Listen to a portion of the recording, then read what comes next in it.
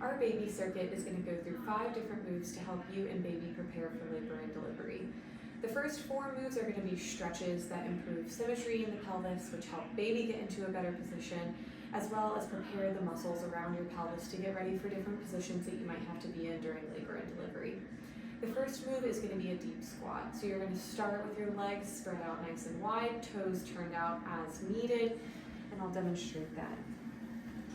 So as you sink into your deep squat, you want to think about your torso being nice and tall. You can use your elbows to push your knees out even more. If you don't have great hip mobility, an alternative move here would be to hold on to a nice sturdy leg of a table or chair, and this can allow you to improve the upright position of your trunk.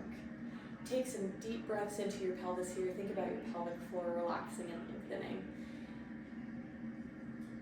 Hold this for 30 to 60 seconds, and then we're going to move into our next pose, which is adductor rocks. To start this pose, have one knee bent and the other leg out to the side. Then you're going to come down onto your hands, and then you can stretch different fibers of your adductors by rocking forward and back. If you feel like you're not feeling a deep stretch in your inner thigh here, scoot your foot out further, or you can also try pointing your toes up and pointing your toes forward to stretch different fibers. After doing that for 30 to 60 seconds on that side, extend the other leg out to do the same thing on the opposite side. Our next move is going to be hip 90-90.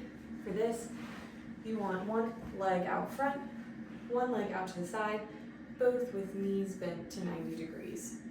To stretch the front hip, you're going to lean over your knee, hold for a few breaths here, lean over your shin to stretch different fibers in that front hip, and then lean over your foot to stretch different fibers as well.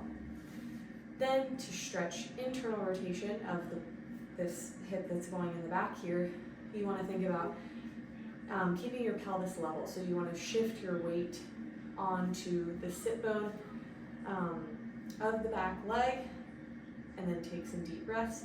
Really make sure that you're able to relax into this position. If you need a little bit of extra support to shift your weight over, you can sit near a chair. That allows you to push into more internal rotation for this back hip. Hold each position for 30 to 60 seconds, and then switch sides. Another thing that you can do to change the way that things are feeling on the back hip is lean back, but you'll get a little bit of a different stretch depending on where your center of mass is. After hip 90-90, we have our hip flexor stretch. Get into a kneeling lunge position, and then you want to posteriorly rotate your pelvis. This is priming the hip to be stretched in the front. Shift your weight forward, keeping your pelvis in that same position, and hold for 30 to 60 seconds. Then switch sides. Remember, start with a posterior pelvic tilt, tucking your tail under, and then shifting your weight onto that front leg. And our last move is going to be an inversion. This move will offload your pelvic floor as well as the ligaments in your pelvis as well. So it might feel good in that sense. If you don't like being upside down, don't worry. We're only going to hold this for 30 seconds.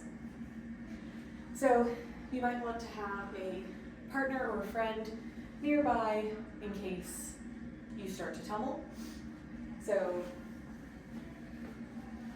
this is easier on a couch or chair without shoes on, wherever you have plenty of room to put your feet in. Then you're going to slowly lower down onto hands, then onto elbows, and hold for 30 seconds. After 30 seconds, come back up to hands, crawl forward onto the floor. This will also help baby get into that head down position. So this is definitely a good one to do each day.